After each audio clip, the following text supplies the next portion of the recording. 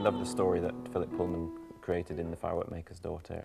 It's a kind of modern fairy tale, if you like. It has all the colour and adventure of a fairy tale, but with a very sort of modern moral or meaning behind it.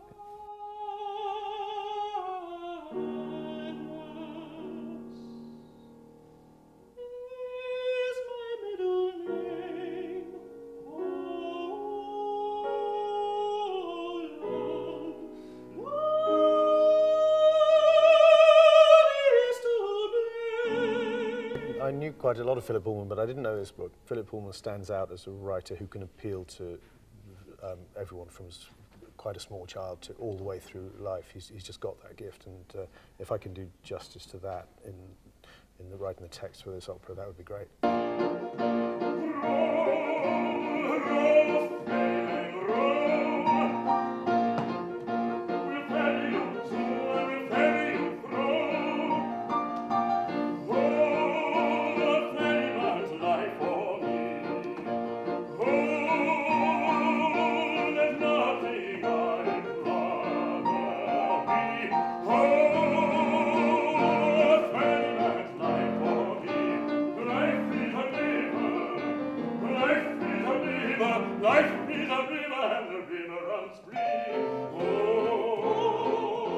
Pullman himself actually told me a very nice way of thinking about it, which is that you should try and aim to do something that people say it's so good that even children like it, which is something I like that attitude to it. And quite often people in the past have said about my music, oh, children would like that, even though when I've written it hasn't been the aim of writing for children. And I think it perhaps goes back to my own first memories of the theatre at school or productions or whatever. I just loved the colour of the theatre and the sort of imagination of it, and that's sort of very much part of this piece.